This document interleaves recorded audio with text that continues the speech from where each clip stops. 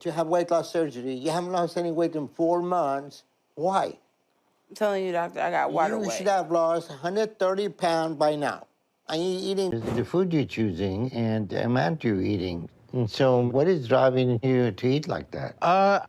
Lately it's been depressing. You need to start making changes now.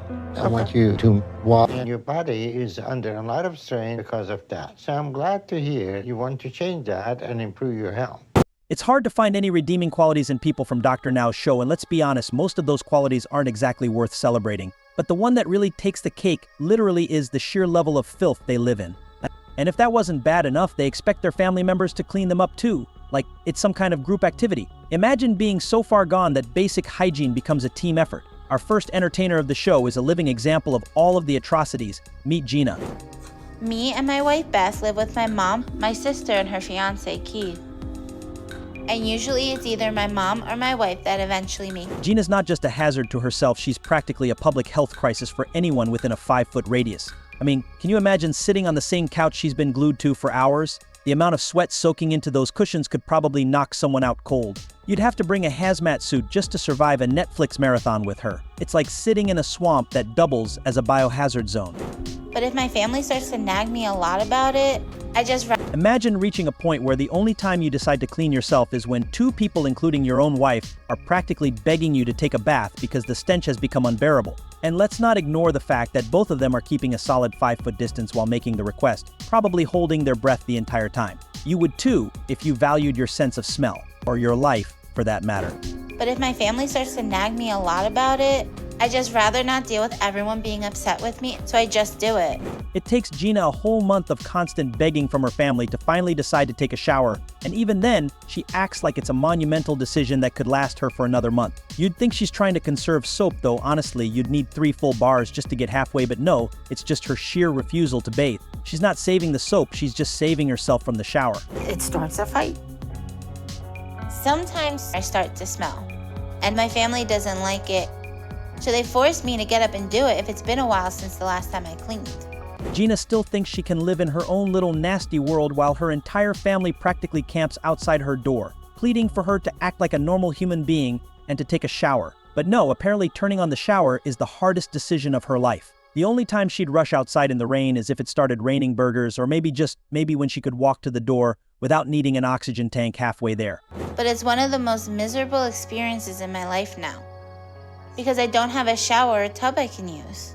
Well, boohoo, taking a shower is like the most refreshing moment for any normal person, but for Gina, it's pure agony. She wonders why people around her can't stand her, when her version of misery is the simple act of bathing. Maybe if she realized that hygiene isn't optional, she wouldn't need a whole intervention just to turn on the water. At this point, the only way she's redeeming herself is if she could somehow stuff herself into a washing machine and let it handle the job for her. I want our marriage to be different by her being healthy. And it makes me feel angry because I feel like she's... Gina's nastiness isn't just skin deep, it's rotten all the way through. When your partner still loves you but can't even stand to be around you because of how you've let yourself go, it's beyond tragic. What's even more pathetic is she has all the control to change it, but she'd rather sit back and do nothing. It's like the thought of an extra slice of cheese on her burger excites her more than fixing her relationship. Every day she chooses food over her loved ones, proving how little she cares. For my current living situation, because not everybody got a roof over their head, but at the same time, it's challenging. If this disgusts you, just wait until you hear about Cyrita. Even after struggling to maintain a normal weight, let alone basic hygiene, Cyrita still claims she's thankful to God for all the blessings she's received. But if you ever want a masterclass on how to turn one of God's greatest gifts, your body, into a living nightmare, Cyrita's your go-to. She's got all the advice on how to blow money on extra food while simultaneously avoiding the shower like it's her sworn enemy. It's like she's discovered the ultimate formula for neglecting both her health and cleanliness, and somehow she's proud of it. I do have a hard time washing my feet because once I bend over to try to wash them, I'm wobbly and I'll end up falling. At least Cyrita is self-independent enough to attempt taking a shower, unlike others who need their partners to help them get clean. But let's be real, how effective is a shower if you can't even clean yourself properly? And considering how her house looks, I'm guessing she doesn't exactly love the idea of being clean. She's more into the art of looking clean while living in chaos. It's like trying to wash a car with a garden hose while the car is still covered in mud. Then I crawl up the stairs because it hurts to go up and down. It's almost laughable how she just took a shower and now she's using her bare hands to crawl upstairs, putting all that dirt and germs right back onto herself. Even if she cleaned her hands properly, it's meaningless as crawling through the stairs is a part of her routine. It's like trying to make a mess look tidy with a broom while ignoring the pile of dirt in the corner. If she truly cared about her surroundings, she'd save some money from her food budget and hire a cleaner instead. Food fulfills me. It fulfills empty voids that humans can't fulfill. It's pretty gross when you realize they're cooking in the same bedroom where they sleep and do everything else. Imagine the stench of food mixing with the smell of sweat and sleep. It's like a culinary crime scene. In a tiny space with no ventilation, the smell clings to everything: the couches, the bed, the pillows, and even the little droplets on the TV screen. Yet Sarita seems completely unfazed as long as there's food to shovel into her mouth. She's living in her own personal food and sleep stew, and the hygiene standards are nowhere to be found. Relations and relationships, but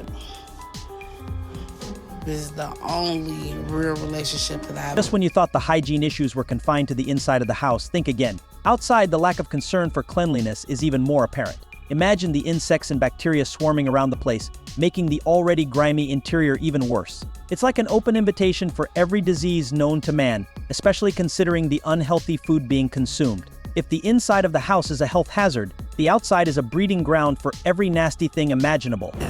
You eating too fast. Yeah, we're trying. You know I got chipmunk cheeks. I know it's pretty clear by now that she couldn't care less about her hygiene, but the fact that she can still have an appetite in such an environment is really disturbing. It really shows how much she loves her food and how little concern she has for her cleanliness. It's like the grime and filth are mere decorations on her food-focused life. If anything, the more disgusting the surroundings, the more appetizing the food seems to become for her. But even all this can't prepare you for Lashanta. And I've been trapped in this bed for years now. I can't even go to the bathroom on my own anymore. The best I could do is scoot to the end of my bed and use a bowl that my boyfriend JT brings me. Gross, disgusting, and every synonym you can find for those words apply to this situation. She's literally pooping and urinating right in front of the bed she's been occupying for the past 5 years. If only she could lay off the food and get mobile by losing some weight, she wouldn't be stuck in this revolting mess. But of course, the egg and bacon sandwich takes precedence over basic hygiene and dignity. Despite all this, her boyfriend is still there for her, but it is also affecting his health as well. Strangest things I do all day. Because I have to try to move around and reach other parts of my body. And then lift myself to try to clean all the areas I need. The only time she gets to clean herself, and she calls it the worst part of her day. If you put a cleanliness detector in the room, it wouldn't even go off because Lashanta is practically allergic to hygiene and vegetables too. It's not just herself she's dragging down, her boyfriend's health is at risk too by being dragged into this cycle of filth and poor choices. She's a walking hazard, both physically and mentally.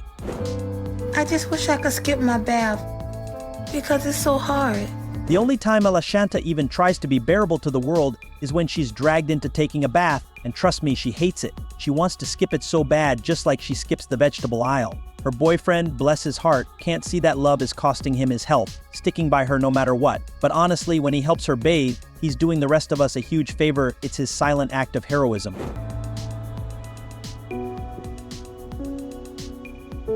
You done with that? Food is the only joy and pleasure I have now. It's the only thing I really have to look forward to anymore. I'm tired of my life. But then I think about food, and then I get excited again. When Lashanta isn't busy avoiding baths, which is basically a full-time job, she's daydreaming about food, which, let's be honest, is her other full-time job. She knows how to make things worse, cooking right on the same bed she sleeps, sweats, and occasionally pretends to clean herself in. And don't even get me started on the pile of waste casually lounging beside her bed. If her weight doesn't catch up to her, her hygiene definitely will. These bites of joy. And I can never get enough. When I eat, I be on top of the world. Nobody can tell me nothing. And when I be upset, You gotta give it to LA Shanta, she's thoughtful enough to use gloves when handling noodles. While cooking in the same bed she just cleaned herself in. It's honestly no surprise her life is the way it is. I mean, you can't get to that level using normal methods. And get this, she's not just eating that food herself, she's feeding it to her kids too, who are still growing, by the way. It's like she's running a family experiment, seeing who dies of filth first. food for 3 people, plus bread. I always want to eat. And when I stop and I finish what I have, I can't wait till I have more. So I'm already thinking how I'm gonna make the next meal. At least the kids eat at a separate table, but even that might not be safe. I mean, when you think about it, Ella Shanta could be radiating all sorts of nasty emissions. Just being 12 feet away from her might mess you up for life. She knows the filth she's living in, cooking in her bed, turning her room into a bathroom, and then going back to cooking like it's all normal. Honestly, the germs in her house must be working overtime, clocking in double shifts just to keep up with the chaos. This may be too much, but I must tell you that situations can get much worse. And when you see Jean, you believe it. Apparently, Jean was going to mention 3 things in her life that are getting worse, but the one she forgot was hygiene. Because, let's be real, despite her denial, it's definitely not improving. And trust me, you're about to see that firsthand as we get to know her a little better. Things are only going downhill from here. And yeah, forget the popcorn, as you won't be able to eat once you see her everyday routine. So I have to use a portable toilet to go to the bathroom. And I even need help with that, because I can't even wipe myself anymore.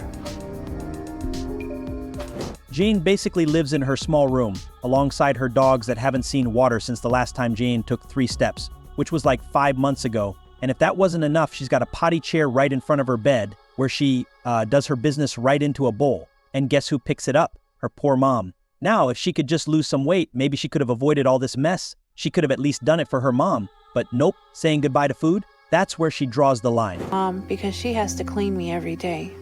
A couple years ago, I got too big for our shower, and I fell.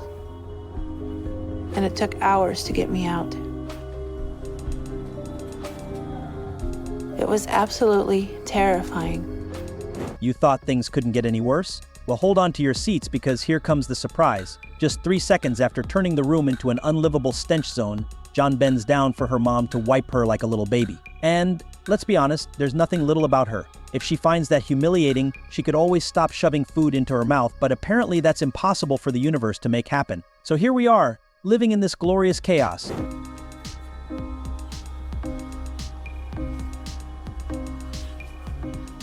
Especially the area under my stomach, because of how it hangs down and rubs against me. I can only imagine how humiliating it must be for Jean. First, she bends down in front of her mom just to get wiped down, and now she's lying there naked waiting for a cleaning because she can't reach those spots herself. It gets hauntingly funny when you think about it, all of this because of too many cheeseburgers. Seriously, you can almost hear the burgers laughing at her from the fridge.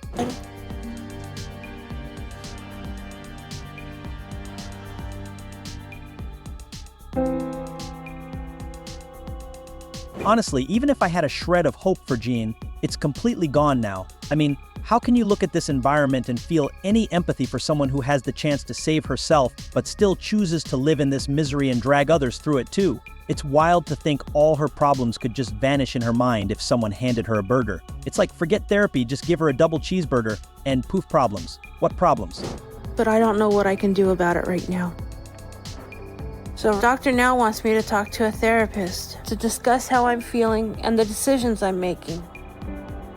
I mean, how can anyone be satisfied with a life like this, where finding the remote means digging through a mountain of trash, and she has dogs running around making the mess even worse? It's honestly terrifying how someone can live like this. She doesn't just put junk in her body, she's basically living in a junkyard. At this point, the trash laying around her room is even greater than the calories she's shoving inside her mouth every day. Honestly, these people need help. And the first step towards that is by raising awareness. That's something you can help us with by liking the video and subscribing to the channel, because someone's got to bring them to accountability, must as well be us.